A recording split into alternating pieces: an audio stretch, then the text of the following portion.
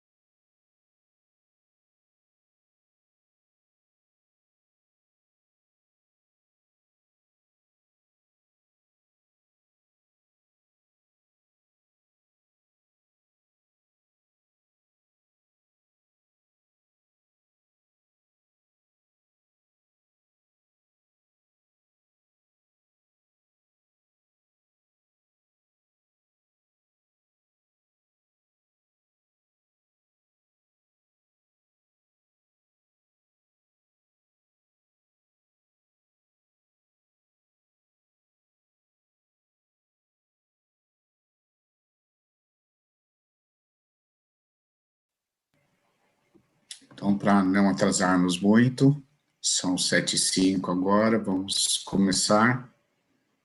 Então, lembrando que é uma série de seminários, um ciclo de seminários sobre educação e ciência da saúde, uma ação do Grupo AF Educacional, do qual eu pertenço, do Instituto Farm Brasil, que gentilmente os professores do Instituto Farm Brasil se prontificaram a fazer essas apresentações até o julho, e da The Network Towards Unity for Health, que é uma associação internacional da qual eu convido todos a participarem.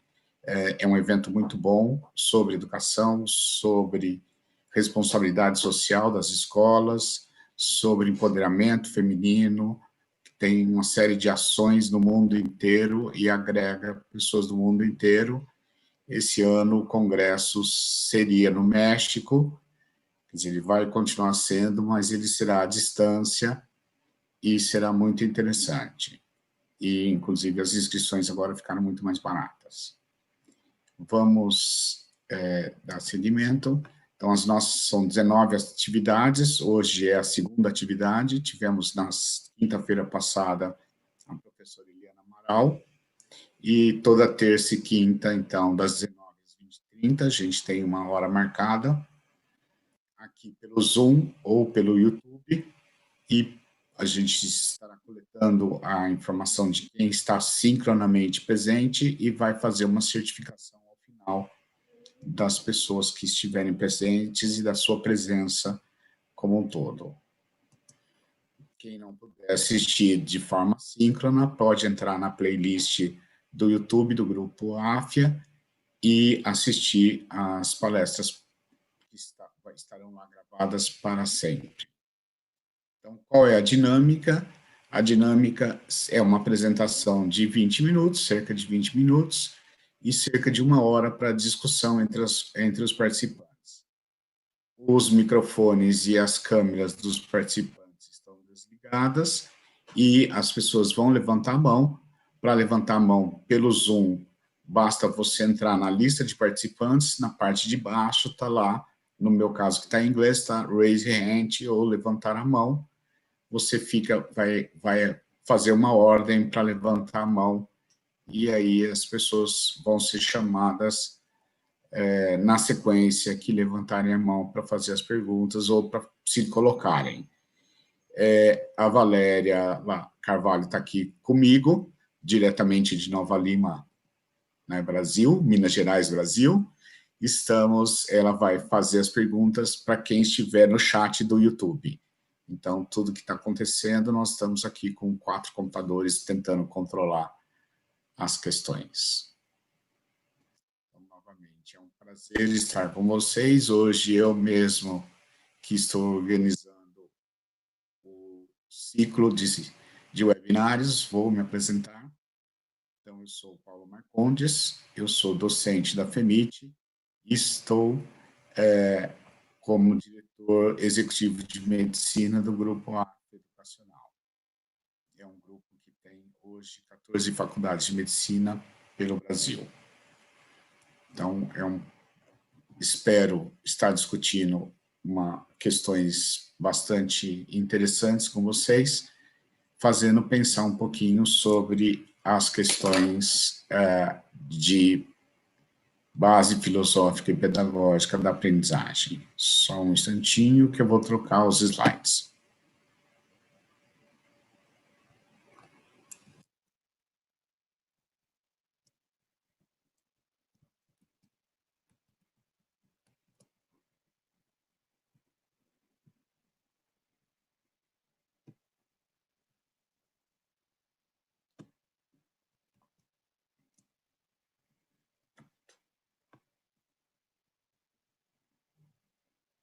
Bom.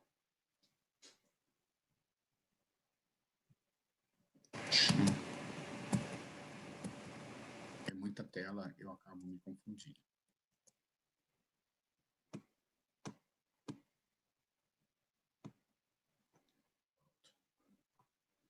Então, para a gente conversar um pouquinho sobre as bases filosóficas e pedagógicas da aprendizagem, eu preparei esse material. Esse material, na verdade, ele está sendo preparado na minha cabeça há bastante tempo.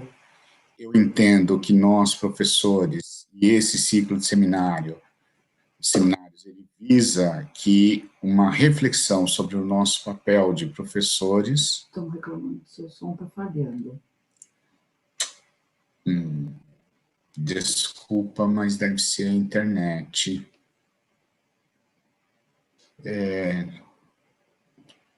O som está falhando muito.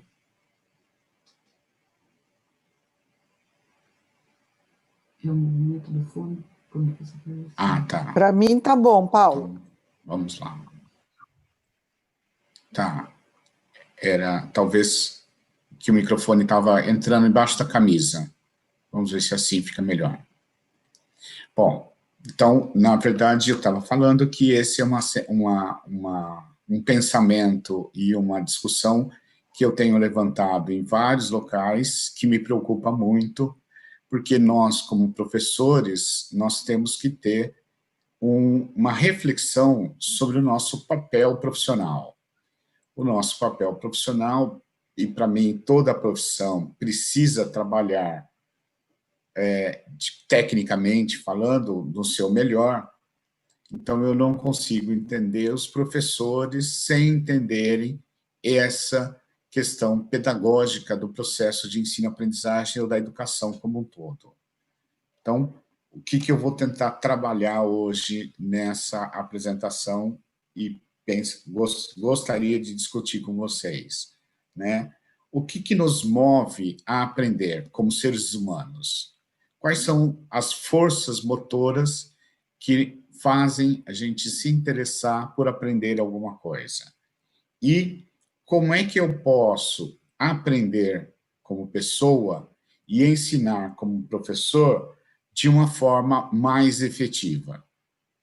Então, são as duas grandes questões que eu gostaria de começar a pensar com vocês. Obviamente, uma coisa que eu vou fazer agora, ele vai ter uma certa dificuldade em fazer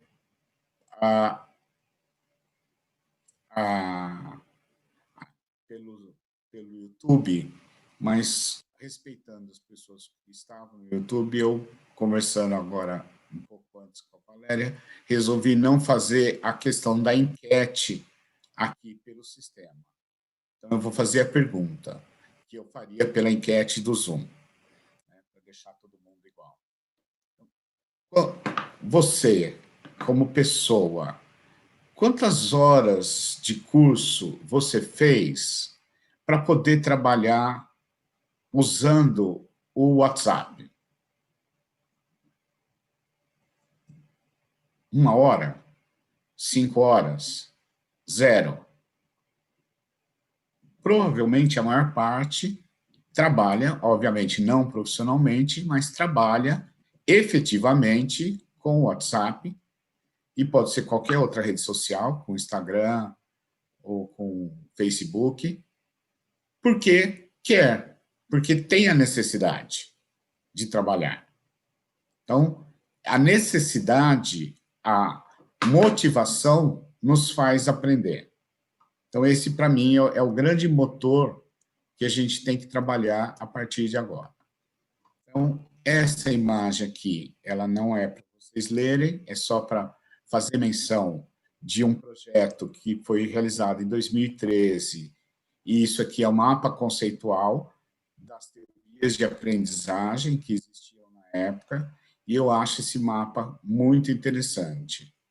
E esse mapa, ele me faz pensar na miríade de opções que nós temos de bases conceituais diferentes, de entendimentos diferentes do que é o processo de ensino-aprendizagem, ou do que pode vir a ser o processo de ensino-aprendizagem.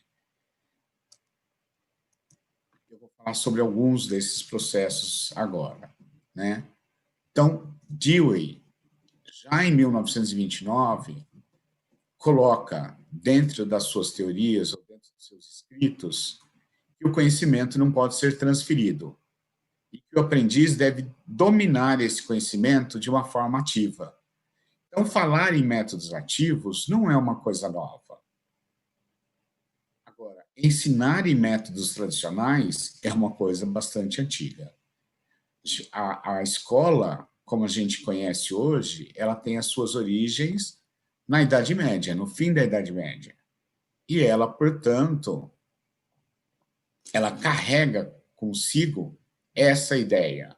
A escola, na verdade, a escola corrente, ela tem uma origem um pouco mais tarde do fim da Idade Moderna, início do renascentismo, esse modelo de escola que a gente tem hoje. Mas, de toda forma, o método ativo, que é trazido para uma série de docentes hoje como uma panaceia, o remédio que pode melhorar qualquer coisa, ele não é tão novo assim para a gente, tem mais de 100 anos já.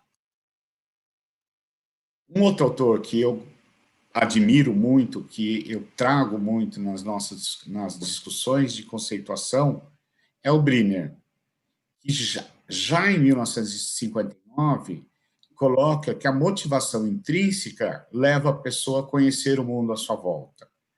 Então, aquilo que eu comecei com a reflexão. O que me leva a aprender? O que me leva a aprender como adulto, né, andragogicamente falando, é a motivação intrínseca, o desejo que eu tenho de aprender. E aí, para os professores atuais, que estão convivendo com essa situação extremamente tensa da pandemia, que nem agora eu estou dando esse seminário, eu estou acostumado a caminhar pelo palco, eu estou acostumado a ser convidado a ir nos lugares, falar para uma plateia. Eu estou falando para o meu computador, imaginando que tem 700 pessoas me ouvindo das mais diferentes formas. Mas o feedback imediato que eu tinha, eu não tenho. Mas como professor, eu estou aqui tentando criar uma motivação intrínseca na cabeça de vocês, para, na mesma forma que o foguista do trem a vapor fazia com o trem.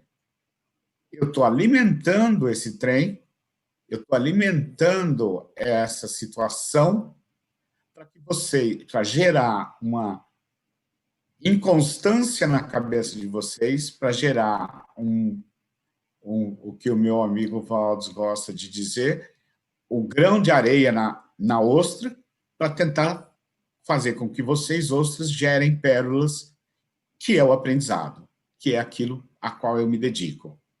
Então, esse é o papel do professor no contexto atual. Ele é um mediador, né? O foguista é o mediador entre o trem e os passageiros, né? Então, ele que vai alimentar a motivação intrínseca, trazendo o Brinner para a conversa, para que vocês possam criar nos seus alunos, ou criar na situação que vocês estão gerando de aprendizagem, esse fogo interno da motivação. E aí entra um pouquinho antes, né, o Piaget, que coloca que o Piaget tem diversas teorias, né, mas ele tem uma questão dele que a capacidade cognitiva humana, ela nasce, né, a gente nasce com os neurônios, mas ela se desenvolve, ela não vem pronta, né?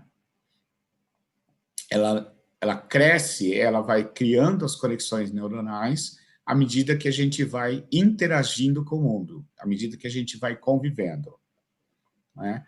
Então, essas teorias do Piaget acabaram, junto com outros autores, obviamente, dando subsídio para a construção do construtivismo. E o construtivismo, então, vai trabalhar no caso do Piaget, com as crianças, e no nosso caso, com os adultos, ou com os jovens, né, que estão saindo da fase de criança e passando a se tornar adultos, e vão trabalhar a partir do que eles já sabem né, construindo ou desenvolvendo esse conhecimento conjuntamente com eles. Então, eu, como professor, coloco para vocês esse sinal. Provavelmente, a maior parte das pessoas já entendeu que isso é um semáforo. Apesar de eu, pessoalmente, nunca ter visto um semáforo assim na vida. Mas o que eu fiz? Interagindo com esse conhecimento novo, eu usei os meus conhecimentos prévios, entendendo que o semáforo ele tem a luz verde e a luz vermelha, ele conta o tempo para o carro poder andar, então provavelmente isso aí é um semáforo. Né? E nós, professores, devemos trabalhar com os alunos nesse ambiente atual, corrente de educação, dessa forma. Né? E aí entra a questão do conhecimento prévio, que também é uma teoria muito cara para mim, cara no sentido de valorizada para mim, e que coloca que o ser humano vai aprender a partir daquilo que ele já sabe, que é a teoria cognitiva da aprendizagem, uma teoria cognitiva de aprendizagem significativa do Ausubel. O Ausubel, então, escreve sobre essa teoria, onde ele coloca que, e aí eu gostaria que os professores, a partir de agora, não usarem aprendizagem significativa, que é um termo técnico, simplesmente como aquilo que se aprende com significado. Né? É uma teoria um pouco mais complexa do que isso. Então, em resumo, é uma teoria que diz que o conhecimento prévio faz uma predisposição em aprender. E aí, na maior parte das instituições médicas que trabalham hoje com métodos ativos, elas se propõem a trabalhar com aprendizagem baseada em problemas. O que a aprendizagem baseada em problemas faz?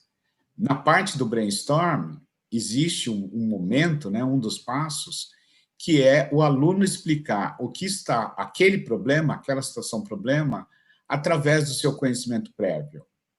Então, esse momento, que frequentemente, quando eu vou visitar uma escola, eu vejo uma tutoria sendo desenvolvida, eu vejo os alunos fazerem de uma forma superficial, eu vejo os professores não dando bola para isso. O que é isso? Isso é a parte mais importante da parte preparatória para o processo de aprendizagem. É onde eu vou tornar o que eu sei consciente. E ao tornar consciente o que eu já sei, eu estou me predispondo a aprender coisas novas. E a teoria do Ausubel fala isso. Então, é como se eu fosse construindo uma cebola. O conhecimento prévio está aqui por dentro, o conhecimento novo vai se ligar ao conhecimento prévio. Então, eu vou colocando ou conceitos mais gerais a partir de conhecimentos intermediários, para chegar em conhecimentos mais específicos, ou o contrário. Eu pego um conhecimento mais específico, posso ligar conhecimentos intermediários e para obter conhecimentos mais gerais. Então, eu vou construindo essa cebola no meu cérebro, vou criando as conexões mentais na minha cabeça. E aí, essas conexões, então, elas vão gerando um aprendizado que vai ser guardado na minha mente, e o que é muito novo para mim, ou seja, o que tem pouca conexão com a cebola pré-existente, vai ser esquecido. Por isso que a gente tem que fazer o movimento de relembrar aquele movimento colocado em muitos dos projetos pedagógicos de espiral. Por quê? Porque quando eu volto para aquele conhecimento, eu não estou me cansando, eu não estou cansando o aluno para ver uma coisa que ele já viu. Na verdade, eu estou querendo que ele trabalhe outros conceitos, ou criando conceitos mais gerais, ou colocando conceitos mais específicos, para ele ir aumentando o tamanho da cebola mental que ele tem dentro da cabeça dele, aumentando a retenção do conhecimento. E aí, a partir dessas poucas teorias, né, eu apresentei no início aquele diagrama, tem muitas, mas a partir dessas poucas teorias, e o tempo que eu me dei está acabando, né, pensando que geração é essa que está chegando às nossas escolas, aos nossos bancos acadêmicos, né? É uma geração que nasce já interconectada. É uma geração que nasce sabendo usar dispositivos eletrônicos. Ela tem muita facilidade, são os nativos digitais, né? Nós já temos nas nossas escolas nativos digitais, não são só as crianças. E aqui tem um modelo que a gente tem construído na AFIA, uma sala de métodos ativos, preparada especialmente para esse tipo de atividade. Então, nas nossas instituições, cada vez que a gente reforma a instituição, cada vez que a gente constrói a instituição, a gente tira salas de aula tradicionais, né, nas novas escolas construídas para mais médicos, nós não temos sala de aula tradicional, a gente tem um auditório grande e todas as salas de aula são desse formato, para serem usadas pelos alunos. E elas têm uma configuração que eu posso modificar, né? Aqui eu tenho, dá para ver 2 pedacinhos de data show. Então, uma sala maior, ele tem 4 data shows colocando as imagens na sala toda. Eu tenho quadro branco 360 graus e eu tenho mesas e carteiras que podem ser modificadas a sua configuração e podem ser usadas para escrever. Isso facilita muito o trabalho em grupo. Eu tenho som ambiente, né? O professor pode projetar e pode colocar. Então, é esse o ambiente que é criado para que a gente possa implementar os métodos ativos e colocar em prática essas bases pedagógicas e filosóficas. Gostaria também de deixar clara a importância de um outro conceito, que é a especificidade codificada. Então, quando eu construo um problema, o que eu estou tentando fazer? Eu estou tentando criar várias conexões diferentes para que o aluno construa aquela cebola mental. Então, quando eu coloco, por exemplo, a história da Dona Maria, que tem o seu cachorrinho, que é quem lhe faz companhia, porque o seu marido é um caminhoneiro, e como caminhoneiro ele viaja pelo Brasil, incluindo áreas de risco, incluindo a Amazônia, e que ele chegou em casa, ele passou a ter febre todo dia, no fim da tarde, e que essa febre, ela então levou ele na unidade de pronto atendimento, e no desenrolar do processo foi diagnosticado com malária.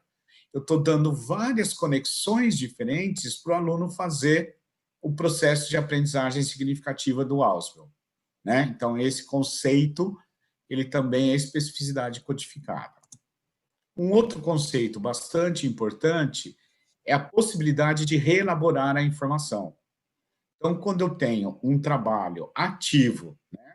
Lembrando do Piaget, lembrando do Dewey, e o aluno se engaja no aprendizado, junto com o professor, seja ele individualmente, seja ele em grupo, de preferência em grupo, porque tem a questão do peer learning, né? O colega ensinando o seu colega, que sabe um pouco menos daquele assunto específico. Então, eu vejo várias vezes a mesma informação de várias formas. Por quê? Porque eu tenho diferentes estilos de aprendizagem. Na verdade, as pessoas têm diferentes estilos de aprendizagem. Eu, Paulo, tenho 1 ou 2 preferências pela forma de aprender, mas existem várias classificações. A VARC é uma das classificações que a gente usa, tem questionários que você responde, além do seu próprio estilo de personalidade, que eu gosto bastante de usar o MBTI. Então, como as pessoas são diferentes, reagem aos estímulos de forma diferente, então eu tenho também essa questão, essa necessidade de, no ambiente programado pelo professor, para criar a possibilidade de reelaborar a informação. E aí eu trago um último conceito, que também me é bastante caro, que é o conceito de comunidade de prática. Então, eu tenho essa geração toda conectada, eu tenho essa geração corrente que numa matéria de alguns anos atrás do Estadão, um aluno dizia que a sensação dele, ao entrar na escola, era voltar ao século XVIII, né, porque a escola tradicional é a mesma, lá praticamente da idade renascentista, ele não estava errado, até no século que ele coloca, mas essa geração ela não consegue mais ter a profundidade e o tempo colocado sempre na mesma coisa. Na verdade, ninguém consegue. Então, o que a gente tem tentado trazer, e nesse momento atual, a gente tem trabalhado bastante. Nós temos implementado atividades de educação à distância. Então, aqui é uma foto de uma sala nossa do Zoom, sendo trabalhado pelas professoras e os alunos. Né? Eu agradeço a Rosângela, estou usando essa foto que ela enviou, né, da FENIT, da Faculdade de Medicina de Itajubá. Essa é uma outra imagem do Zoom. O Zoom permite que essa sala seja quebrada em salas menores e cada grupo vai trabalhar em pequenos grupos. E eu posso, como professor, controlar a sala. Mas eu estava falando de comunidade de prática. Então, a comunidade de prática, ela é um conjunto de pessoas que têm um interesse comum, que quer aprender junto, quer a partir de uma necessidade comum e que está disposta a compartilhar informações. Então, esse é um conceito bastante importante e que a pandemia está nos ajudando a entender e nos ajudando a trabalhar. Então, o que eu tinha para falar era isso. E agora nós vamos tentar trabalhar com mais de 700 pessoas juntas nessa sala. Então, eu vou fechar a minha apresentação. Vou abrir o chat.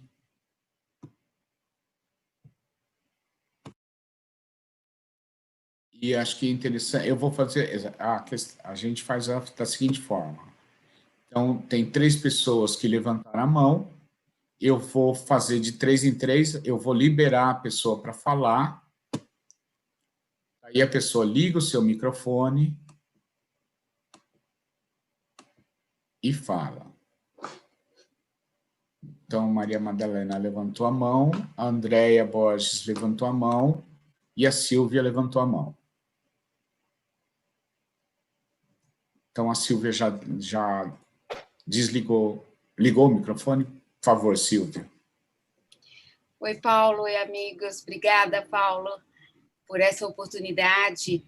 E eu queria, na verdade, dividir contigo e com todos os colegas que também, né, estamos aqui construindo essa nossa comunidade de trocas, uma questão com a qual eu tenho me debruçado é a metodologia ativa e participativa, ancorada principalmente num teórico da psicologia que é o Vygotsky, né?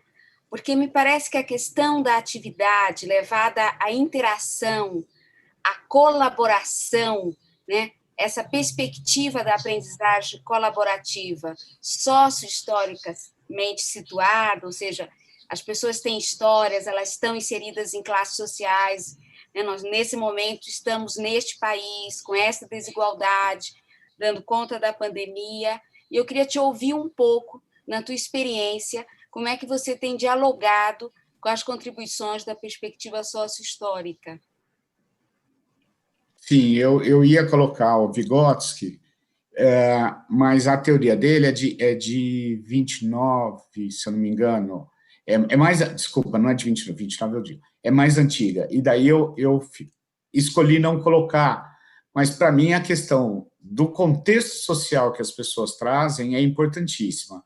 Tenho conversado muito com a Valéria sobre os estudos culturais que ela está estudando, e esse outro modo de entender o currículo, de outro modo de entender a escola, né, que a gente está colocando.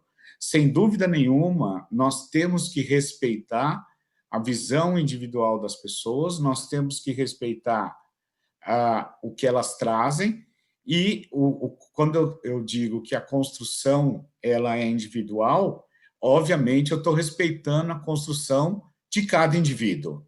E aí, se eu respeito a construção de cada indivíduo, ele tem que trazer, né? Eu abro a liberdade para ele trazer para a mesa de discussão aquilo que é a história dele, o ponto de vista dele e tudo. Sem dúvida nenhuma, temos que trazer Vygotsky para a mesa. Obrigada, Paulo. Nada. Eu vou abrir para a Helena, para a Vera, porque eu acho que a Madalena eu não consigo tirar do mudo.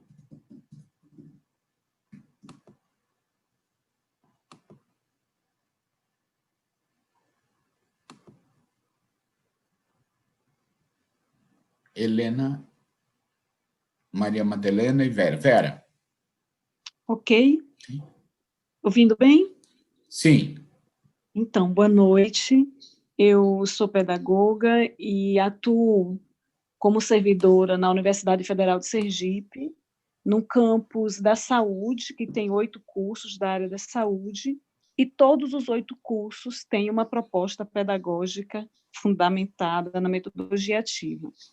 O que eu queria te pedir para comentar, nesse contexto da aprendizagem na metodologia ativa, é o paradoxo da avaliação nesse contexto de método ativo, né? Porque se eu penso em organizar um currículo pautado numa metodologia ativa, a partir desses teóricos que você cita, né, que são os principais, e eu entendo o lugar do aluno e a ação desse aluno de uma forma diferenciada do método tradicional, totalmente diferenciada.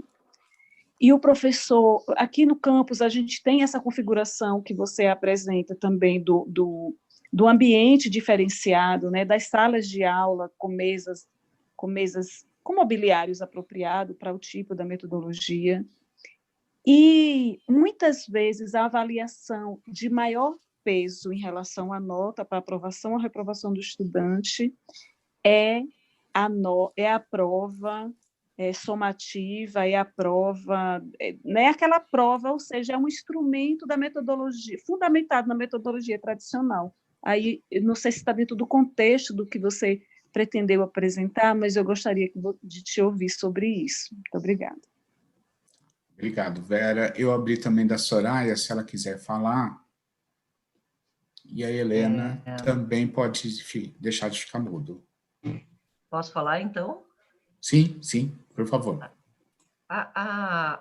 Eu sou professora de enfermagem e eu tenho algumas dúvidas. Como que a gente pode pensar o desafio de ensinar os cursos que são predominantemente teórico-práticos, eu incluo os da área da saúde, mas não só, da área da saúde, pensando em metodologias, eu não sei se eu digo metodologias ativas, mas eu acho que a questão da metodologia onde a construção do conhecimento seja compartilhada entre o aluno ou entre os diversos parceiros ali na construção do conhecimento, em tempos de Covid, com a intermediação das tecnologias da internet. Isso é uma coisa que a gente tem discutido muito no nosso curso e eu acho que a gente tem alguns problemas, porque a gente tem problema com essas tecnologias também. Eu queria saber qual é a posição assim, que a gente podia pensar. Tá. A Helena tinha aberto o microfone, ela quer falar também? Já aproveita, a gente faz 3 e daí... Sim, boa noite, meu nome é Helena, eu sou professora da Universidade Federal de Juiz de Fora, é uma universidade, na Faculdade de Medicina onde eu dou aula, mas a universidade como um todo é uma universidade com ensino tradicional, mas a gente tem algumas experiências pontuais na Faculdade de Medicina com métodos de mais participação dos alunos. A minha dúvida é o seguinte, você colocou aí a respeito das formas de aprender, e aí eu queria que você, por favor, falasse para mim alguns autores, eu sei que você não vai se estender muito na exposição nesse assunto, e junto a isso, se a aprendizagem remota é colocada como uma forma de aprender mais específica e que facilita ou dificulta para algumas pessoas. Queria que você comentasse isso, por favor. Tá. Eu não pretendo aqui ser o dono da verdade, acho que é importante dizer isso. Eu estou colocando a minha posição, a minha experiência profissional a partir de uma reflexão. Eu não sou pedagogo, eu sou médico, tenho trabalhado com educação médica nos últimos 30 anos e gosto muito dessa área e sou um aprendiz iniciante, me considero um aprendiz iniciante. Então, longe de mim querer responder com afirmativas de verdade irremovíveis, tá? Então, acho que precisa ficar claro isso. Vera, eu conheço o Povo de Lagarto, queria dar um abraço, mandar um abraço, provavelmente foi o Guilherme que fez o marketing, né? Ele fez até, eu vi hoje no Facebook, um marketing do ciclo, né? Já fiz capítulo de livro com o... Nossa, fugiu o nome, eu ia falar, lembrei, mas da fonoaudiologia, da fono.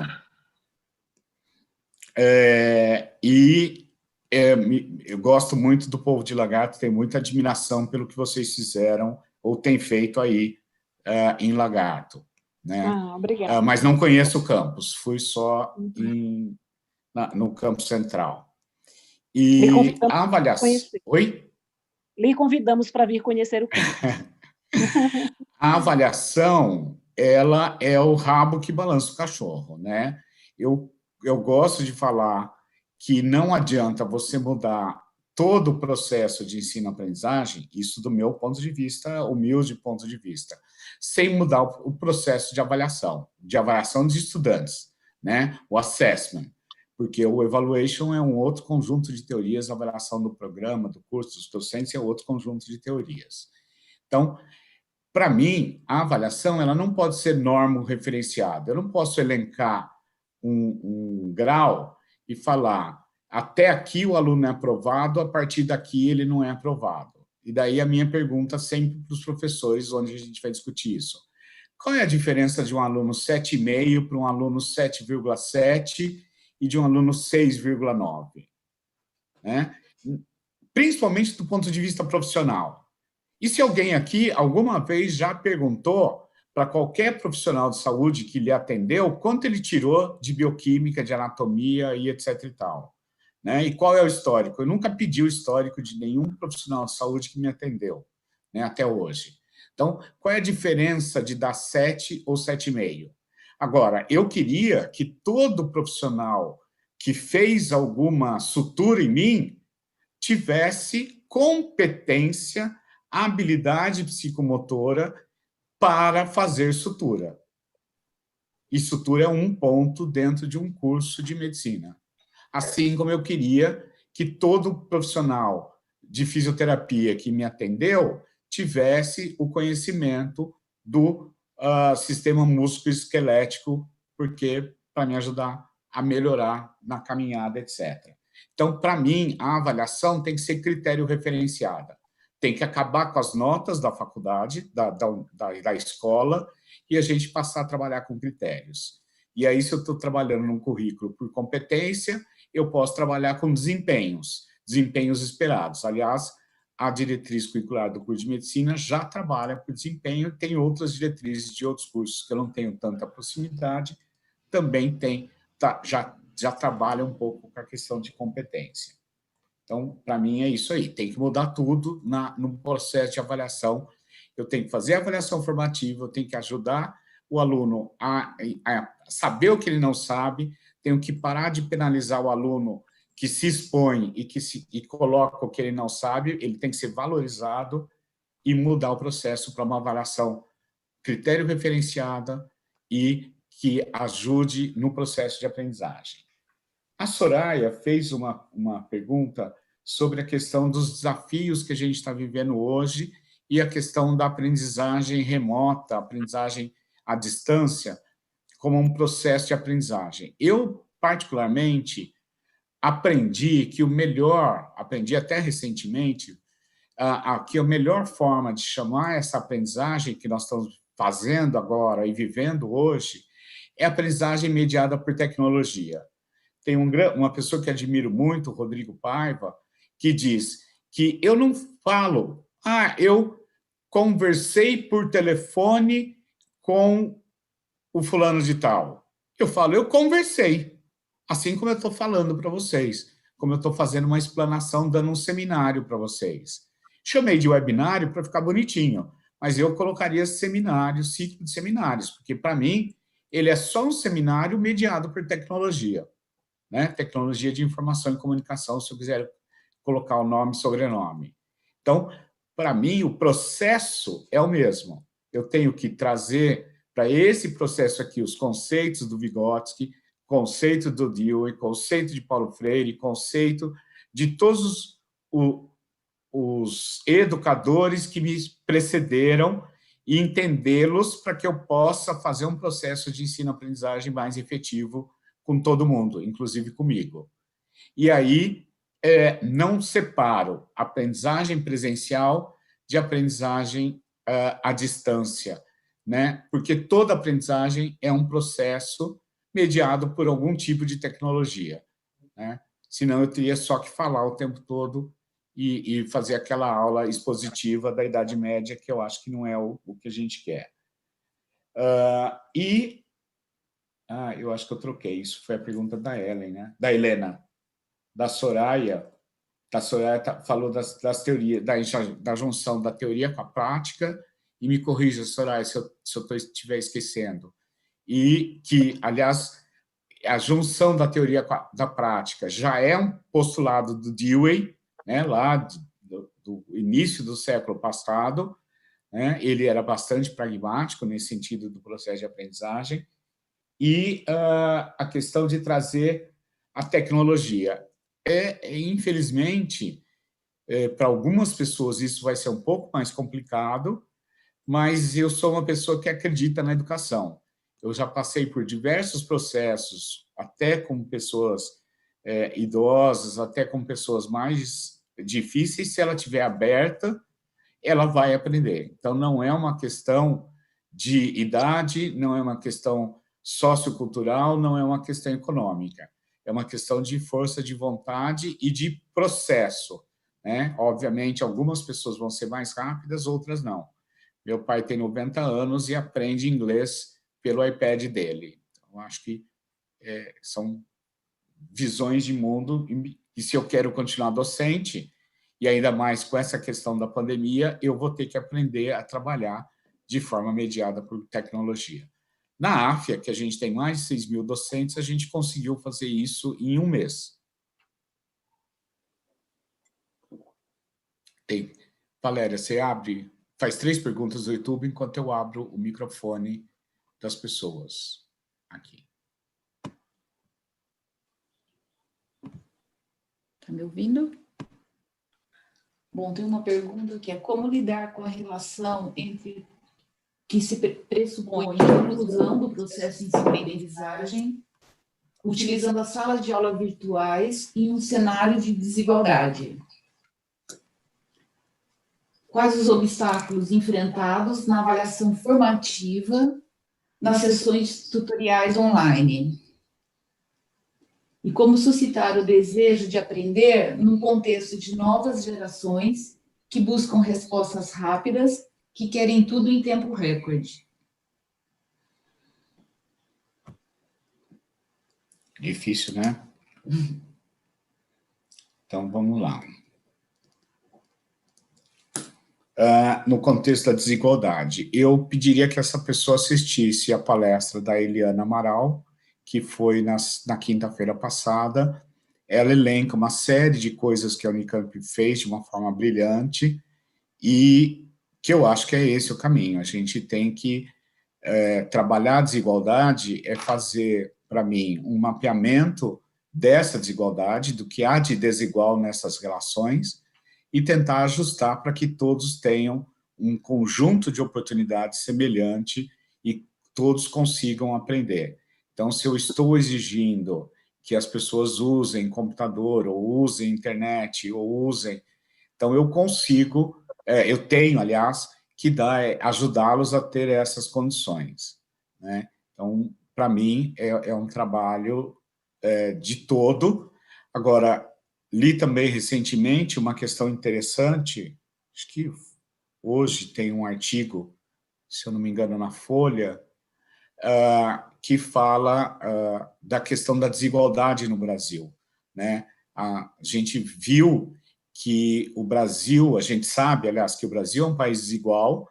De uma forma geral, nós não temos trabalhado essa desigualdade, nós não temos tentado, como país, né, como solução, de diminuir essa desigualdade, e agora essa desigualdade foi jogada na nossa cara e ela está escancarada.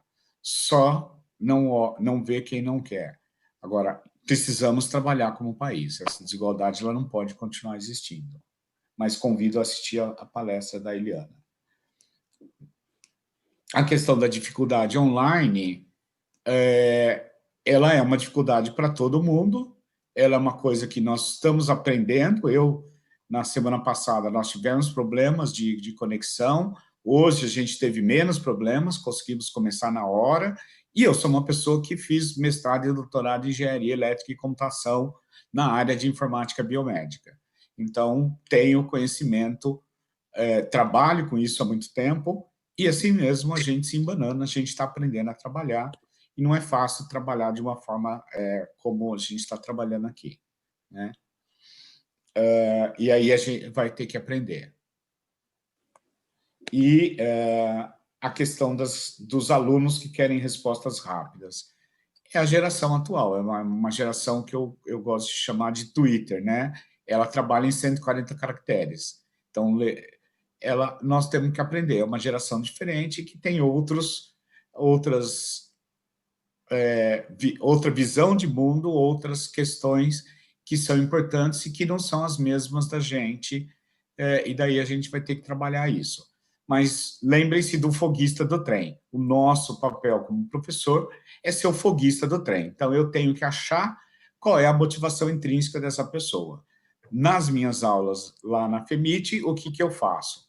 Eu lembro a todo momento que eles querem ser médicos e que eles querem ser os melhores médicos e procuro tentar evitar que eles sejam perseguidos pelo CRM de alguma forma, né? Então, façam menos burrice na sua vida profissional. Então, é isso. Aí tem a Aldira, para fazer pergunta. A Ana McCartney também está com o microfone, pode abrir. Boa noite a todos. Eu sou Ana McCartney, professora do ITEPAC Palmas, do grupo que pertence ao grupo AFIA. E, na verdade, não é bem uma pergunta, eu queria só compartilhar um pouco da experiência que eu tive nesses 2 meses.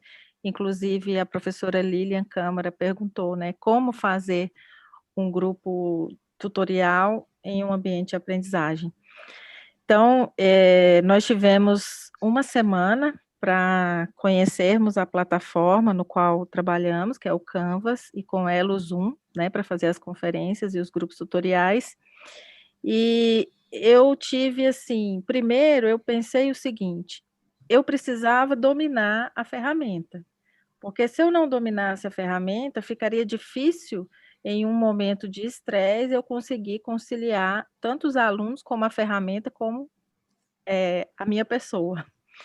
Depois de dominada, e assim, a gente sabe que a experiência que capacita, mas, enfim, pelo menos com a parte teórica vista, eu conversei muito a respeito de que nós não tínhamos outra opção. Então, se a gente não tinha outra opção, a gente tinha que fazer da melhor forma. E o que eu usei muito nesse período foi instigar. Então, eu sempre questionava muito os alunos de maneira que eles pudessem pensar se eles teriam uma forma de fazer diferente. E com isso eu consegui adesão plena. Nesses 2 meses de atividade remota, eu não tive uma falta nas 2 disciplinas de aprendizado em pequenos grupos que eu faço, o 1º semestre e o 4º semestre. Então, assim, eu acho que não existe uma receita de bolo, mas nós, como educadores, a gente sempre tem que buscar uma maneira de aprimorar o que a gente já faz, e para mim foi um grande desafio, foi muito difícil, mas hoje eu acho que eu estou colhendo os frutos desse desafio. Obrigada. Que Boa ótimo. noite, Tá. me ouve? Isso, vamos. Sim. Boa noite. Boa noite, eu sou Aldira Samanta, sou professora da Universidade Federal Fluminense, sou enfermeira, dou aula na escola de enfermagem, mas, na verdade, eu estou afastada da sala de aula desde o ano passado, e nesse período eu estive na Coordenação Geral de Residências em Saúde, no Ministério da Educação. A minha pergunta, Paulo, e aí eu já quero te parabenizar pela excelente explanação, ela vai muito em cima, e aí você parcialmente já respondeu, mas eu quero voltar na questão da avaliação. A questão da avaliação, principalmente porque, respeitadas as distorções que nós temos hoje com relação à linha de base de cada um, como não tornar desgastante, cansativo, para aquele aluno que vem numa linha de base diferenciada, o processo aprendizagem para todos, para que a gente consiga alcançar o processo das habilidades, competências e atitudes.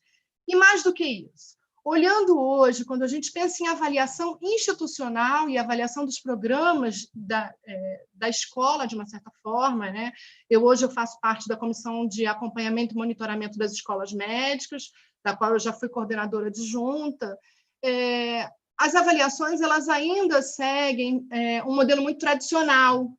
Então, eu queria que você falasse um pouquinho, dialogasse um pouco sobre isso, até as próprias avaliações do INEP, e aí a gente tem um processo avaliativo institucional que precisa estar muito alinhado com aqueles resultados que institucionalmente a gente espera de cada aluno.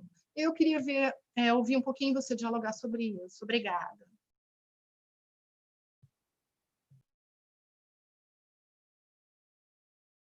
Obrigado. Tem a Ângela para falar, a Ana Carolina, não sei se vocês querem já falar.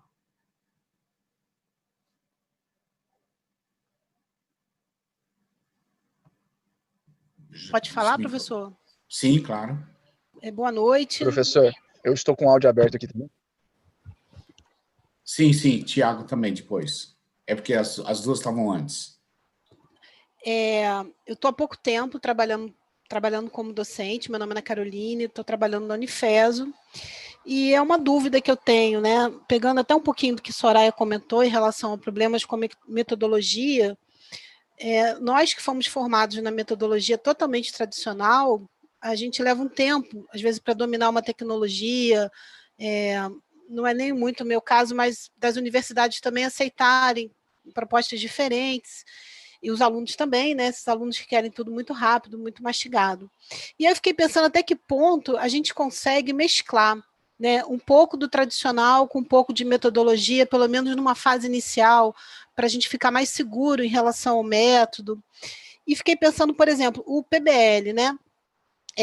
Um pouco da limitação dele em relação a tempo, né? Ele tem muitas etapas, ele é feito em mais de um dia. E aí fiquei pensando até que ponto o TBL, por exemplo, ajudaria, né? Se seria possível ou não tentar mesclar um TBL antes de uma aula expositiva, onde você tem uma etapa individual, né, de acessar conhecimento prévio e que depois se reúne em grupo. E aí foi muito interessante ver essa sala que o senhor projetou, né? Uma reflexão individual, depois em grupos, e depois alguma coisa expositiva, uma aula mais, talvez, menor, né? Então, até que ponto associar metodologia tradicional com as metodologias ativas ajudaria como uma etapa intermediária? Essa seria a minha dúvida. Obrigada. Tá.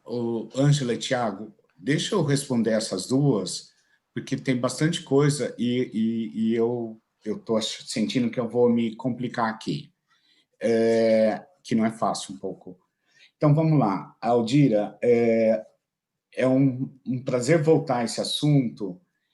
E, na sua fala, você coloca da questão da avaliação do estudante e coloca também a avaliação do programa. Então, assim, só dizer que nós teremos aqui pessoas que vão falar dessas questões, né, no decorrer do ciclo de seminários. Então, eu convido você a assistir e participar desses dias também, porque provavelmente eles vão se aprofundar nisso muito mais do que eu, que estou tentando fazer um ponto geral para a gente dar base para discutir as coisas. Vai ter, inclusive, o Jorge Guedes discutindo a questão da preceptoria, basicamente, da residência. Mas, trazendo de volta a primeira pergunta da Silvia, do Vygotsky, né, ao respeito da linha de base de cada um, a gente tem que construir o currículo de uma forma onde a gente pense no Ausubel, né, a gente pense naquela cebola. Então, eu tenho que pensar o currículo, e eu vou usar aqui o caso da medicina, que é o que eu mais estou próximo, mas eu já ajudei outros cursos a repensar o seu currículo, mas eu vou pensar para o aluno o que ele traz de conhecimento do ensino médio.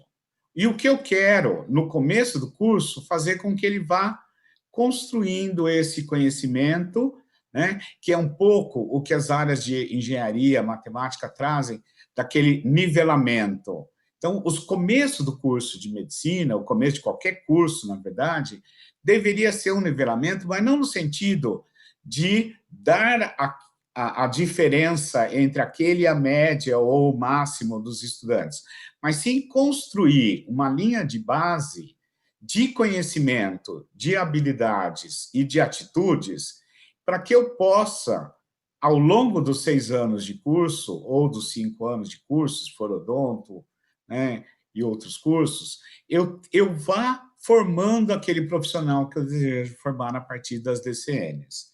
Então, é esse o ponto de vista que eu tenho. Então, não é respeitando a particularidade de cada um, é respeitando o que cada um traz, né, da sua história, do seu contexto social, econômico, etc., cultural, religioso, político, para construir uma coisa maior, né? E a hora que você coloca isso é evaluation, tem um conjunto de técnicas para fazer isso, que provavelmente a pessoa que vai falar aqui no outro dia vai falar muito melhor do que eu agora com esse tempo que eu tenho. Mas essa avaliação, evaluation, o que o aluno sabe, o que ele não sabe, o que ele precisa melhorar, eu posso usar para avaliação do programa. Mas avaliar o programa é um outro conjunto de conceitos, que a Rosana Alves vai falar também no dia que ela vier falar de avaliação de programa aqui. Então, eu tenho um conjunto de técnicas que eu vou usar para avaliar o programa. E aí eu posso criar um modelo lógico, posso usar o Kirkpatrick, posso usar diversos autores e diversos modelos para avaliar o programa, né? Então, e aí a gente, no inglês, é o evaluation. Então, são dois conjuntos, duas tecnologias diferentes. Da Ana Carolina, a Unifeso, faz tempo que eu não vou lá para Teresópolis, eu diria o seguinte, sendo nu e cru com você, e não me entenda errado, por favor, mas eu acho que não devia ter nenhuma aula tradicional. A aula tradicional não serve para nada. Ela não faz o aluno entender nada. Então, quando eu ajudei a montar um currículo novo numa universidade federal, que eu estava lá, a gente colocou no projeto pedagógico 0 de aula teórica tradicional, né, pré-programada, como a gente tem na maior parte dos currículos. E eu acho que tem que ser assim, porque a aula tradicional, para mim, ela não serve para nada. Agora, eu posso dar uma palestra, eu posso fazer um seminário, eu posso fazer alguma coisa, mas não é uma aula teórica pré-programada como a gente tem nos cursos. E aí, existe um entendimento também bastante inadequado que um curso é PBL. Não existe curso PBL. PBL é um termo guarda-chuva que serve para uma série de coisas, e na aprendizagem baseada em problemas, que é o mais comum no Brasil, eu não tenho no mundo hoje nenhum curso que é PBL puro. Sempre eu tenho um conjunto de métodos que eu estou usando junto. E você citou o TBL, eu posso ter uma sala de aula invertida, eu posso ter uma série de outros métodos de ensino-aprendizagem que eu estou usando em conjunto. Mas eu vou escolher o método a partir do objetivo que eu tenho para aquele módulo educacional. Então, eu não consigo escolher um método que sem saber o que eu quero com ele. Porque tem métodos que privilegiam mais habilidades e atitudes, tem métodos que privilegiam mais o conhecimento, tem métodos que privilegiam ou que desenvolvem mais determinados tipos de atitudes do que outros, mais determinados tipos de habilidades do que outras. Então, tem métodos que eu uso muito mais para comunicação do que para habilidade motora fina. Então, o método, ele depende do que eu quero fazer na sala de aula ou no laboratório. Então, sim, eu vou fazer um currículo que mescle diferentes métodos de ensino-aprendizagem. Agora, o que precisa ter, e aí na sua fala é muito fácil identificar, e a gente tem trabalhado muito isso em todos os lugares, e o exemplo da Ana McCartney é muito disso, do nosso papel, né, porque a Ana trabalha também numa das escolas que é do grupo da AFIA, e ela trouxe aqui o exemplo do treinamento que ela recebeu para fazer as atividades, e ela está fazendo muito bem, tanto que não tem nenhum aluno que está desistindo da atividade, mas é a capacitação docente. O desenvolvimento docente é a peça fundamental. Eu não posso implementar método ativo, que nem eu tenho visto em alguns lugares, que vai uma pessoa de fora dar um curso de 3, 4 dias, e daí está todo mundo treinado e apto a fazer. Nós estamos quebrando paradigmas, nós estamos trabalhando de uma forma completamente diferente da forma como eu trabalhava. Eu estou quebrando crenças. Eu costumo dizer que a gente tem dentro da gente um frade jesuíta, né, porque o Ratio Studiore é o livro que os jesuítas publicaram em 1500 e pouco, e que diz como é que tem que ser a escola. E eu tenho esse frade dentro de mim. E eu tenho que dar paulada nele todo dia para ele ficar quietinho e não voltar para o que ele conhece, para o modelo que ele conhece. E sim, trabalhar com as crianças que eu tenho agora, com os jovens que eu tenho agora, com a tecnologia que eu tenho agora, porque esse frade não conhece tecnologia. Ele é meio bem jesuíta mesmo, ele é da época do Padre Anchieta. Então, se ele puder pegar um graveto e riscar na praia, ele está feliz da vida, né? Falando para os índios. Na verdade, a gente não tem mais índio, a gente tem aluno que sabe muito mais que eu, numa série de coisas, né? E eu tenho que trabalhar com esses alunos, eu tenho que continuar colocando o foguinho dentro deles, né? O carvão dentro do trem a vapor. Desculpa se eu fui muito drástico, mas quando eu me empolgo, eu sou assim. Vamos lá. Ângela, Ana Carol, Tiago. E, obviamente, quem falou antes e queira falar de novo, não tem problema. Professor. Sim, pode falar. Sim. Acho que meu perfil foge um pouco da demais audiência, né? Eu sou estudante do curso de fisioterapia, passei agora recente no mestrado na McGill, no Canadá, pretendo seguir a área acadêmica e tenho buscado me especializar na questão mesmo educacional. E a minha pergunta para o senhor, eu sou um pouco avesso à questão do EAD, né, das aulas online nas ciências da saúde. E eu vejo que essa necessidade que veio com a pandemia, que ela vai ser, eu acho que a cereja do bolo para que os defensores dos cursos em saúde, na modalidade EAD, propaguem esse novo modelo. O que o senhor acha? O senhor acha que, de fato, vai abrir essa porta, vai ser uma tendência sem volta? Ou o senhor acha que o velho modelo ainda de ensino, com aquele contato presencial, será mantido? Qual que é a opinião do senhor em relação a isso? Ângela, quer falar?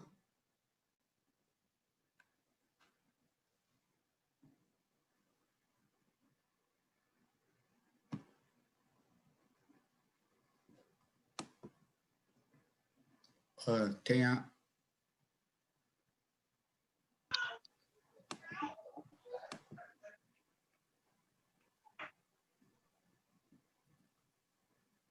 Adriana?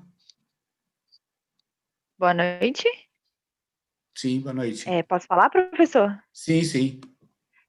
Boa noite, meu nome é Adriana, eu sou professora de de parasitologia da Universidade Federal Fluminense, dou aula para graduação em medicina, além de outras graduações da área da saúde. E, na verdade, a minha pergunta eu, na verdade, dou aula num currículo tradicional, apesar de tentar, na disciplina que eu dou aula, utilizar metodologias ativas. E o que a gente observa é que, quando a gente trabalha com metodologias ativas num currículo que é basicamente tradicional, a gente vê uma dificuldade muito grande dos alunos em acompanhar a disciplina, porque ela é diferente do restante que ele está acostumado. E uma coisa que a gente escuta muito dos alunos é que eles vêm de um ensino básico, né, da escola, basicamente em metodologias tradicionais. Então, ele tem uma certa dificuldade, ao ser inserido num currículo não tradicional, de acompanhar. Né? Ele tem uma certa resistência no começo e que precisa ser vencida. Então, queria também dicas de como fazer esse convencimento, digamos assim, né, para um aluno que parte de um currículo tradicional para um currículo de metodologias ativas, que eu particularmente gosto muito, né? Então, eu tento usar, mas gostaria aí de uma ajuda nesse sentido, de como convencer, digamos assim, o aluno de que vai ser proveitoso, né? Não é tão trabalhoso quanto ele acha que é. Enfim, é isso. Obrigada. Legal. A Valéria tem uma pergunta do YouTube, vou fazer, daí a gente responde as 3. De que modo a criatividade... Você tem que desligar, senão fica dando um eco. Pronto. De que modo a criatividade pode servir como elemento mediador nos processos participativos de aprendizagem?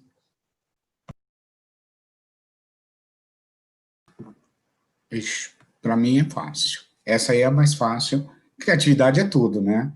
Criatividade tem que ser... É o componente, é o fermento do bolo que a gente tem que usar o tempo todo, né? Eu, como professor, enxergo que o meu papel de colocar o fogo na caldeira é de criar situações, e aí já respondendo um pouco a pergunta da Adriana, de criar situações que vão trazer o aluno mais próximo de mim. Então, criatividade é tudo. Eu o tempo todo eu fico pensando o que eu, como docente, posso melhorar para trazer quem é esse meu aluno, qual é o interesse dele, onde que está pegando, né? O que incomoda na nossa relação, para que eu possa ultrapassar esse processo e trazer.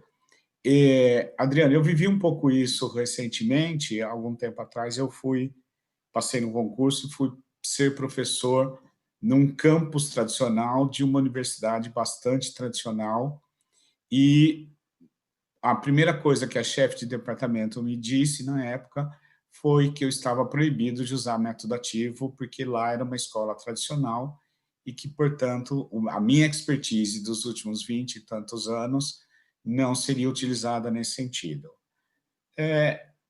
Eu, obviamente, ouvi, mas acabei usando o método ativo em todas as disciplinas que eu ministrei e nos semestres que eu passei lá. Obviamente, eu não passei muito tempo, mas acabei trabalhando e usei a criatividade, ou seja, para aquela disciplina que eu estava dando, eu via como eu poderia usar melhor, que método eu poderia usar que me ajudaria. Então, por exemplo, eu fiz uma disciplina de biossegurança.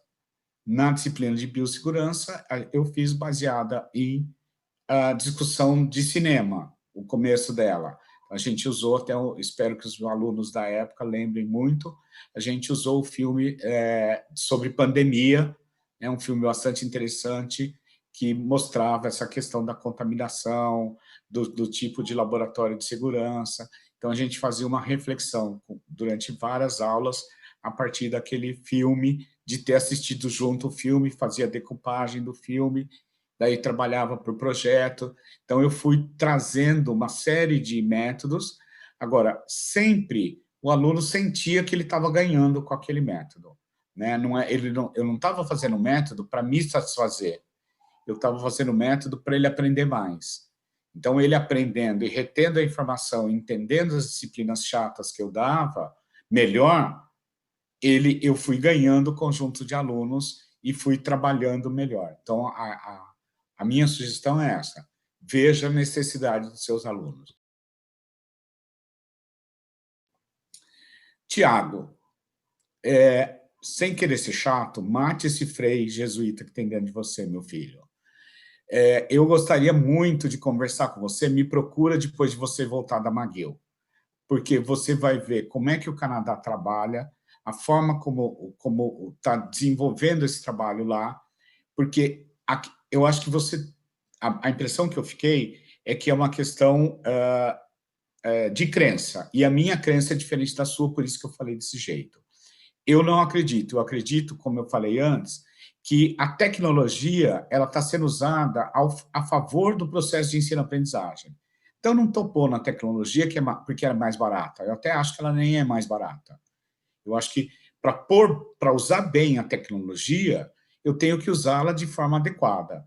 Então, eu não estou dando aula à distância, onde eu gravei essa apresentação aqui e eu vou distribuir para as nossas 14 escolas médicas e vou pagar só o meu salário, ou vou pagar só a minha hora-aula e vou usar ad eternum essa aula colocada lá. Isso não é ensinar.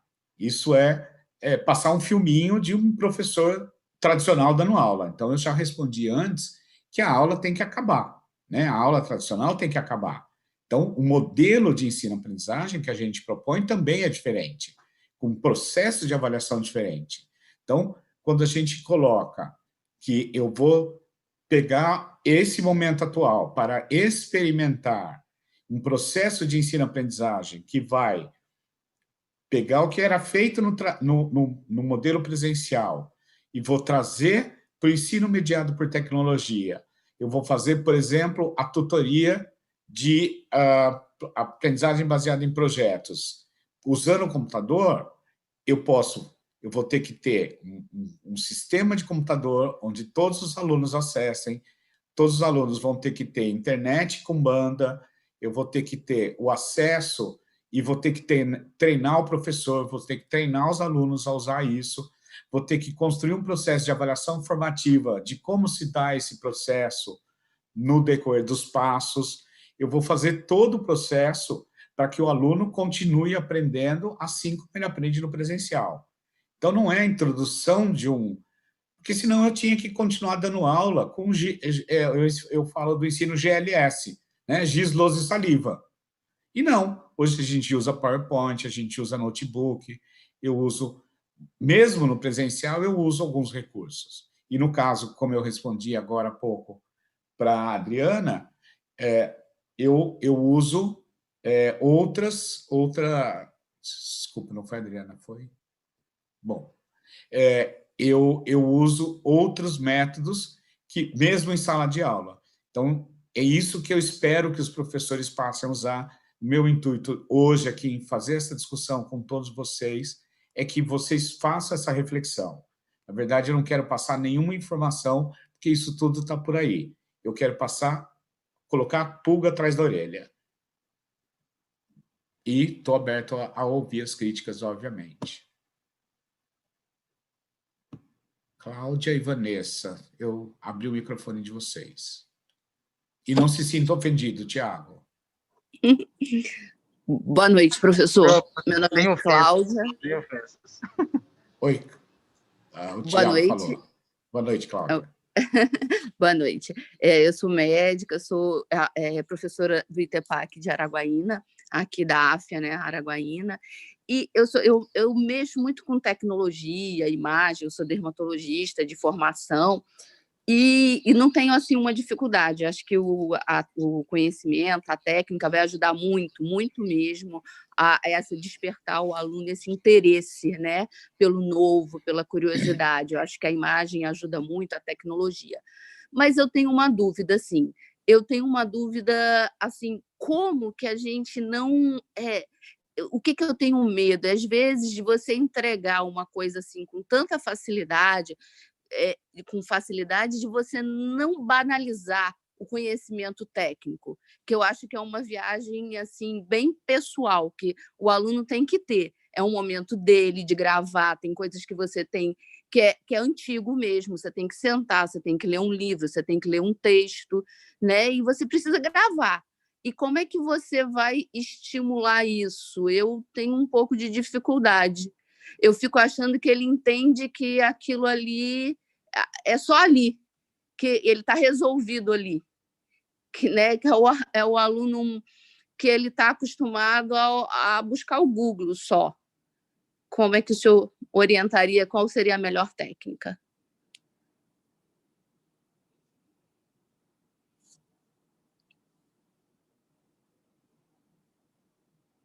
Certo, Cláudia. Tem a Vanessa também que tinha pedido a palavra. Boa noite, professor. Boa noite. Eu gostaria de saber do senhor alguma indicação de cursos que nós podemos fazer para nos apropriarmos mais dessas metodologias ativas, se o senhor teria alguma indicação nesse sentido. Obrigada. Vanessa, eu abri mais uma da Cláudia também. Não, a Cláudia já estava, da Maiara. Oi, boa noite. Estão ouvindo? Sim. Primeiro, parabenizar o professor pela palestra, muito boa. E eu vi, né, tipo, esse apelo para a utilização das metodologias ativas, né, no ambiente remoto. E a dificuldade que eu vou ter, desculpa, não me apresentei, eu sou professora aqui no Maranhão, na Universidade Federal do Maranhão, em campus do interior, campus de Pinheiro, e eu dou aula para o curso de Medicina e Enfermagem, das disciplinas básicas, né, farmacologia, bioquímica. E a dificuldade maior é, tipo, de utilizar esses grupos tutoriais nas plataformas que estão sendo oferecidas pela universidade, né? No caso aqui, a UFM, ela está disponibilizando o Google G Suite, né? Google para Educação, e a plataforma da Microsoft, né? Se vocês poderiam dar exemplos de outras plataformas que não a do Zoom, onde a gente poderia estar trabalhando com esses grupos tutoriais e etc. Tá certo. Vanessa, vou começar por você, que para mim é um pouco mais fácil. Eu indicaria você a buscar, eu não sei se você quer curso de extensão ou curso de aprofundamento, tipo especialização, mestrado, mas a própria Silvia Helena, que está com a mão levantada, ela é da Unifesp e ela trabalha no CEDES. Perfeito, Paulo. CEDES. Estou ouvindo até a voz do Nildo, né? Isso. Nossa, que prazer ter o Nildo por perto. Aqui, Paulo. Estou te vendo. Então, o CEDES tem tanto um curso, e me corrija se eu também estiver errado, de especialização, como um programa de mestrado, que são primordiais para aprofundamento. Então, obviamente, a USP tem aí sim o CEDEM, né, que também tem alguma coisa nesse sentido, tem, acho que, linhas de mestrado. Você tem a Unicamp com programa de mestrado, a UFV com linha de pesquisa, tem vários lugares com linhas de pesquisa em mestrado, né, ensino em saúde, e tem alguns cursos de especialização, tem alguns cursos docentes, mas eu não tenho acompanhado esse mercado. Eu espero que a Silvia, que tenha levantado a mão, possa me ajudar a responder essa, que é mais a área dela do que a minha, né?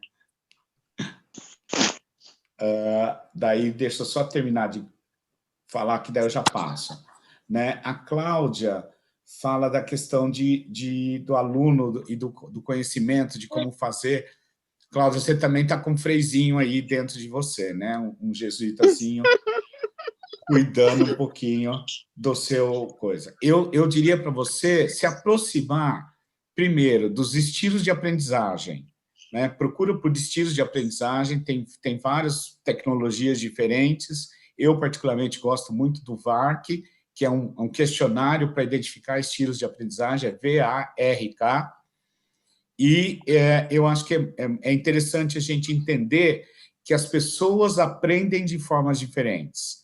E aí talvez você e eu não sei o quanto isso é determinante para a nossa profissão, para a escolha pessoal, mas tem gente que aprende fazendo resumo, tem gente que aprende fazendo diagrama, tem gente que aprende fazendo maquete, tem gente que aprende... Então, tem vários estilos, e você está privilegiando um. E o meu papel aqui é fazer com que a gente abra a cabeça e possa, numa sala de aula, privilegiar mais de um, e privilegiar as pessoas que têm esses estilos diferentes, e até o seu estilo de personalidade diferente, né? Tem gente que gosta de falar, se expor, tem gente que não fala, tem gente que escreve muito bem, né? Então, eu acho que isso aí a gente deveria trabalhar um pouquinho melhor. O meu caminho, a indicação de caminho é esse. Maiara, a gente vai ter 2 apresentações aqui que vão falar também de uso de softwares e tecnologia, né? Tem o Microsoft Teams, hoje tem uma série de coisas sendo abertas, as universidades federais têm acesso ao MConf, que é uma ferramenta fantástica, ela é de acesso gratuito, então procura a TI da sua universidade. O MConf foi vendido agora para uma outra empresa, mas eles ainda continuam funcionando, né? A RNP, a Rede Nacional de Pesquisa, que dá apoio para as universidades federais e algumas particulares, continua apoiando esse novo sistema, mas eles continuam usando o MConf, que é um sistema que eu usaria, e ele é muito poderoso, né? Existem vários outros no mercado, também não estou muito por dentro. No momento, eu virei fã do Zoom, e a gente está usando na AFIA o Zoom mesmo, né? Mas tem outras pessoas que vão vir falar, o Mário, que está aqui, né? E eu não lembro, tem mais alguém que vai vir falar de ferramentas, então convido você a assistir também a próxima atividade. A Silvia está com a mãozinha levantada? Por favor, Silvia. Paulo, primeiro, obrigada pela referência, né? Mas hoje a gente faz uma rede muito grande no país, temos aqui colegas nesta roda de aprendizagem que você está nos possibilitando construir, né? O Franklin, com uma proposta de mestrado no campo da saúde da família, mas que tem dado uma contribuição à formação de professores e preceptores fenomenal, né? Vejo Maria Helena Sanger com uma proposta de um mestrado que eles têm na PUC Sorocaba. Enfim, o nosso mestrado já é mais antigo, né? A gente já está há 17 anos, mas, sem dúvida, a gente tem avançado e, como você disse, tem aberto muito a perspectiva da educação permanente de nós professores. Eu até partilhei aí os endereços do C10, do CEDEM e do EA2 da Unicamp, né, que eu acho que tem sido espaços muito importantes e também uma experiência muito boa o pessoal da Federal de São Carlos. Mas, na verdade, então, fica aí um pouco, que não deixa de ser um pouco de propaganda, né? Porque é o que a gente acredita, ou seja, a gente precisa lidar, né, com todos os nossos, vou usar a tua metáfora, com todos os nossos jesuítas, nossos santos, nossas crenças, né? Porque elas nos formam e elas nos conduzem a um certo modo de estar no mundo, de estar na educação. E aí o que eu queria dividir um pouco com o Tiago é a angústia que ele apresentou, pelo menos eu percebi como angústia, talvez eu é que esteja angustiada, Tiago. Eu sou professora de Universidade Federal, num campus de expansão. E a nossa primeira reação foi não, né? O nosso semestre está suspenso.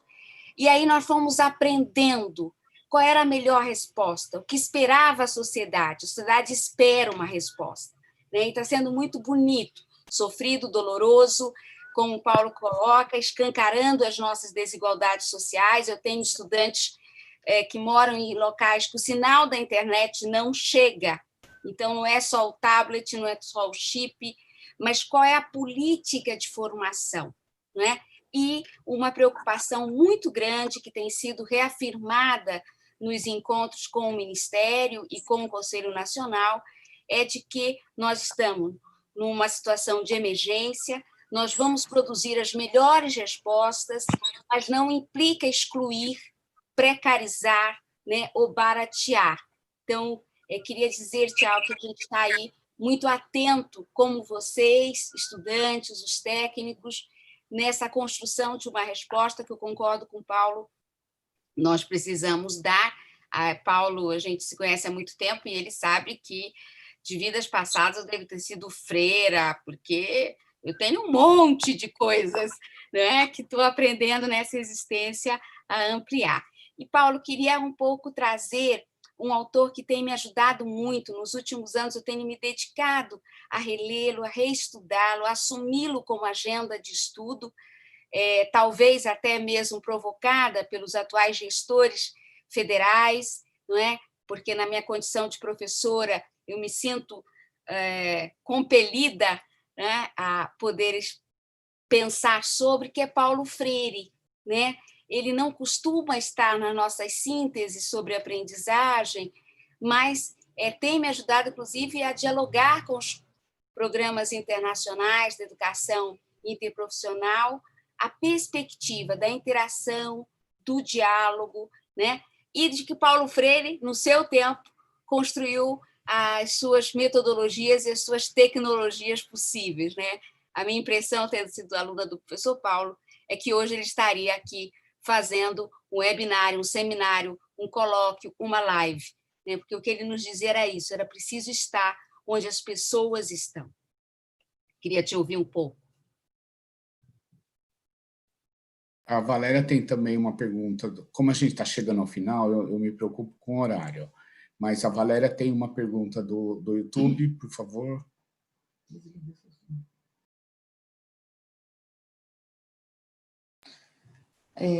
A pessoa disse que a resistência é grande entre os alunos do método tradicional. Que estratégias podemos usar para vencer essa resistência? Tá. O Tiago também está com a mão levantada, ele continua com o microfone livre, pode abrir, e o Otacílio. Professor, eu gostaria só de complementar, realmente é uma angústia, até a Maguil já informou que o primeiro semestre agora será online, eu já pedi inclusive o adiamento para o próximo termo, mas um exemplo prático, eu estou no último período, né, da fisioterapia, e a partir de segunda-feira eu faço parte de uma universidade particular, né, de uma grande universidade, de uma rede de universidades particulares grande, e a partir de segunda-feira começou os estágios em modalidade online. A única oportunidade de contato com o paciente começou online, certo? E eu sei que a gente está vivendo um momento atípico, né? Mas, infelizmente, pelo que eu já vi até agora de 2 dias de aulas, eu realmente, se eu tivesse que me consultar com um profissional da saúde, formado aí nesse início de 2020, final de 2019, eu teria que repensar bem. Mas é só para finalizar a minha participação e agradecer pela discussão e pela oportunidade de estar aprendendo com vocês. Uma boa noite. Ainda bem que você não ficou magoado. Vamos lá, Otacílio. Está aberto. Beleza, Paulo. Está me ouvindo? Perfeito. Alto e claro. Beleza. Então, assim, boa noite. Sou o Otacílio, professor aqui da Universidade Federal do Piauí. Ontem eu aprendi com o Felipe Neto, no Roda Viva, ele falando do paradoxo da tolerância, né? Que, às vezes, a tolerância ela tem limites, no sentido assim, se você é tolerante com os intolerantes, a própria intolerância ela acaba com a tolerância. Então, a gente precisa ser intolerante com os intolerantes. Mas, só para lembrar, assim, a coisa do paradoxo da panaceia. Você, em algum momento, falou da panaceia, desse remédio, né? Um remédio até mitológico, que serviria para todos os males. Será que a gente não coloca para as metodologias ativas um lugar de panaceia?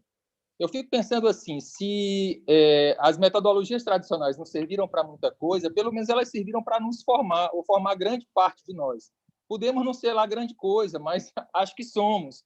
Então, assim, quem sabe um mix, não é? Quem sabe um blend dessas metodologias, assim. É claro que você fala para provocar que nenhuma aula tradicional presta, que morte a todos os jesuítas.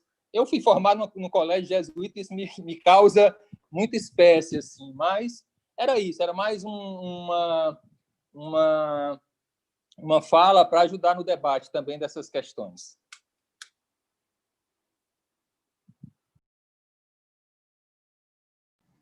Bom, eu queria deixar claro e gravado aqui que eu sou contra a violência, né? inicialmente dizer que eu sou muito contra qualquer tipo de violência e nunca mataria ninguém de verdade, apesar de, nos joguinhos, já ter morrido e matado bastante. E, assim, obrigado, Silvia, por mostrar você como boa psicóloga, que é ótima psicóloga, que viu a angústia do Tiago, que eu não tinha percebido.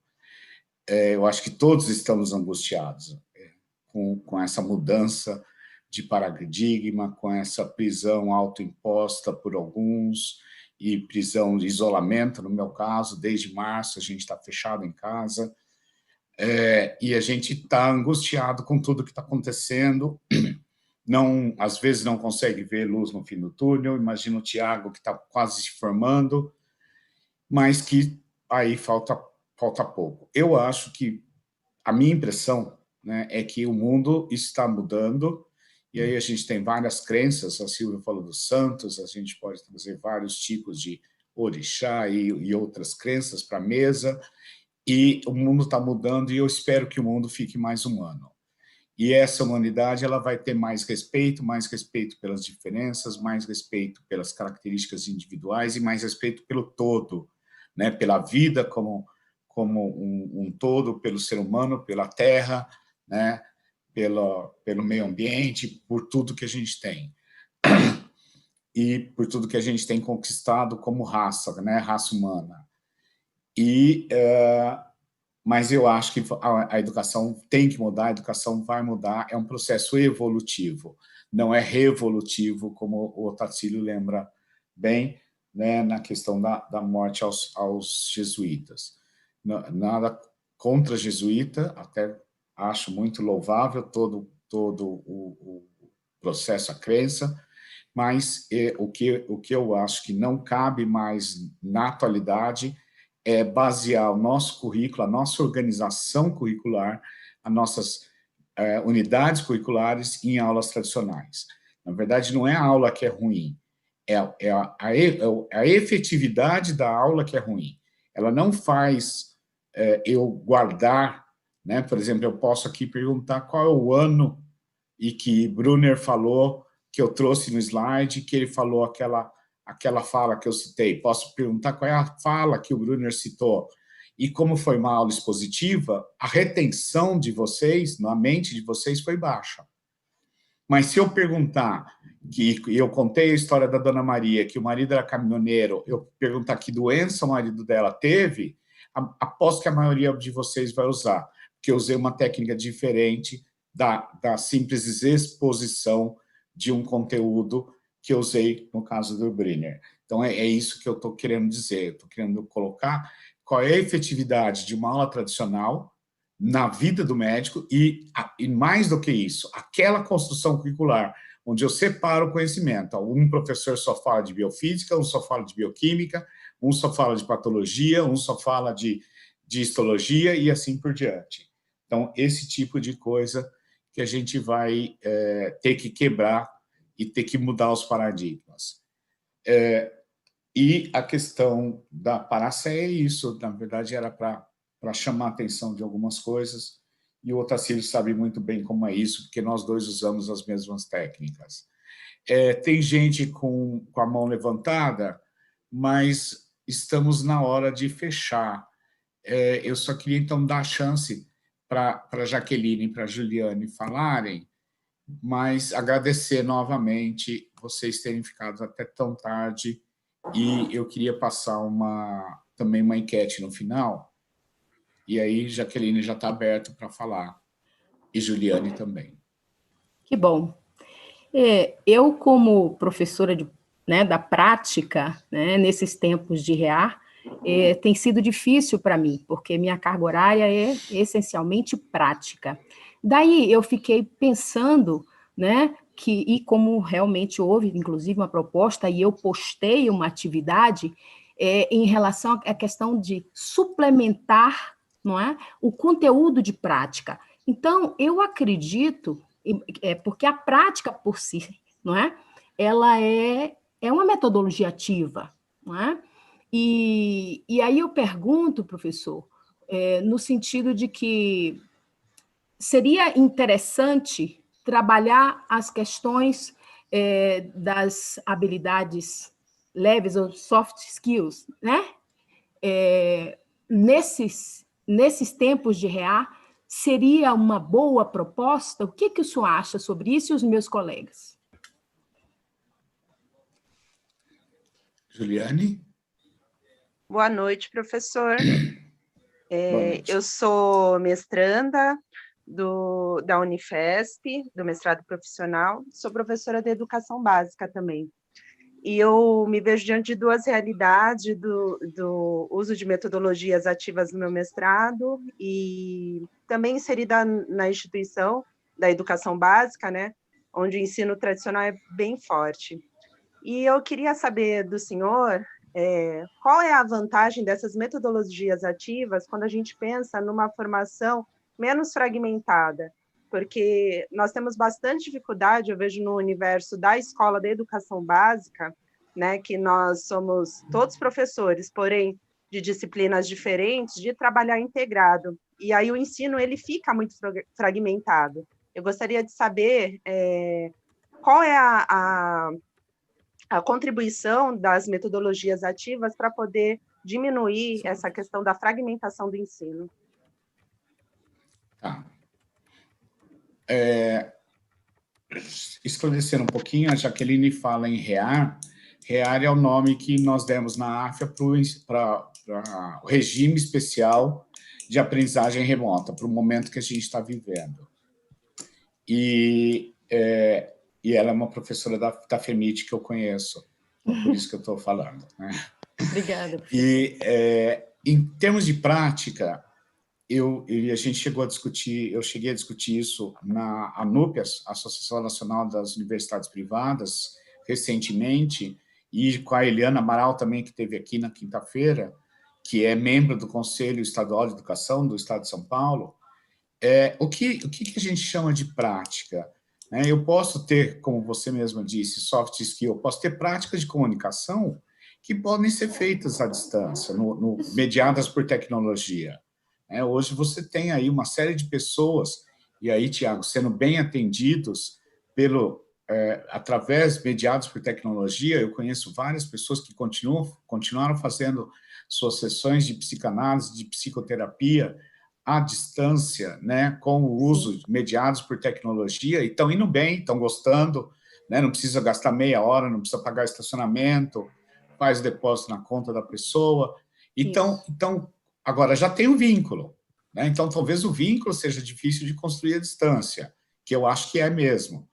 Mas para quem já tem, pode ser acompanhado. Eu estou sendo acompanhado por telefone. Eu tive um problema sério de saúde e os meus médicos do ICESP em São Paulo têm me ligado frequentemente. Como é que eu estou? Médicos e dentista também está me ligando. Então, como é que está? Fazem o acompanhamento à distância, está sendo ótimo, eu estou adorando, porque eu não tenho que ir até São Paulo para vê-los, mas eu gostaria de ter, obviamente, uma série de coisas que eu gostaria da consulta presencial. Então, não é acabar com um e fazer só o outro. E é ver o que eu faço bem, de forma adequada, com uma efetividade adequada, né, fazendo o desenvolvimento das pessoas com aquela tecnologia que eu tenho. Essa semana mesmo a gente falou em usar uma coisa que eu não vejo muito, mas é o Second Life. Era você tinha avatar e vivia no mundo virtual. Uma vez eu li uma proposta de trabalho onde a pessoa usava o Second Life para interagir e ver outros tipos de realidade. É um aprendizado. Eu estou aprendendo a me relacionar. Eu posso no Second Life, ser uma mulher. Daí eu vou aprender a questão de gênero. Eu, como homem, nunca fui perseguido. Eu não tenho medo de andar na rua à noite. Mas a minha filha tem, a minha esposa tem, porque elas são mulheres. Isso eu nunca vivi. Então, se eu entrar no Second Life como mulher, será que eu vou começar a receber cantada baixaria, como eu acho que elas ouvem? E aí eu posso aprender uma outra realidade. Será que se eu entrar como mais negro do que a minha pele já é escurinha, eu não vou ser penalizado por isso? Não vou ser ridicularizado? Não vou receber outro tipo de de avaliação diferente da minha, eu posso aprender muita coisa com a distância também. Agora, obviamente, fazer uma sutura, vai ser difícil aprender a fazer uma sutura à distância. Agora, pode ser que eu tenha aí algum tipo de recurso, eu vi que tem curso de sutura à distância, tinha não sei quantos mil inscritos no curso. Pode ser que o cara inventou uma forma de trabalhar legal. Manda alguma coisa pelo correio, faz junto, olha o que está fazendo. É possível. O que eu acho que a gente não pode é proibir ou permitir, sem entender o que está sendo feito. Né? Não sei se eu respondi tudo. E aí, gente, eu queria lançar, obviamente, infelizmente, não vou poder lançar para quem está no YouTube, mas eu queria lançar um questionário de pós-seminário para vocês responderem. Tá? Então, queria, enquanto isso, agradecer vocês todos por terem vindo hoje, convidá-los a virem também na quinta-feira, desculpa. Então, estaremos aqui todos na próxima quinta-feira. Espero que estejam todos na próxima quinta-feira, aliás, né? Para continuar essa atividade de seminário que nós vamos, então, até o mês de julho, com a lista de seminários.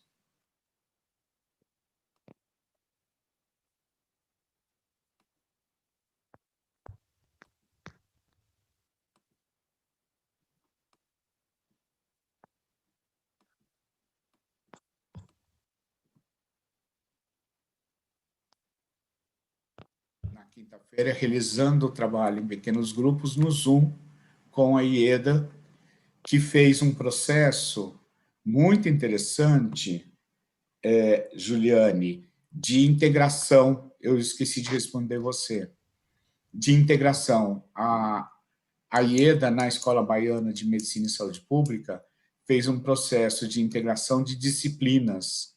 E aí, algumas disciplinas foram começando a conversar, e essa conversa das disciplinas, que era realizada de uma forma conjunta com o método ativo, ela foi agregando outras disciplinas, e isso foi um embrião de um processo maior dentro da escola.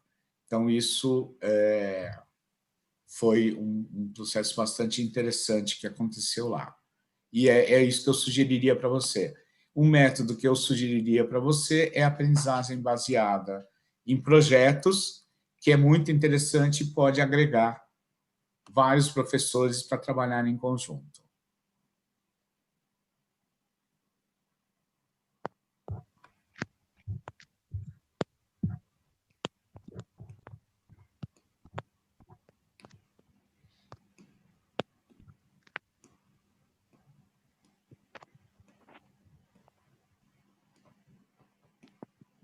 Então, muito obrigado e até quinta-feira. Obrigada, professor.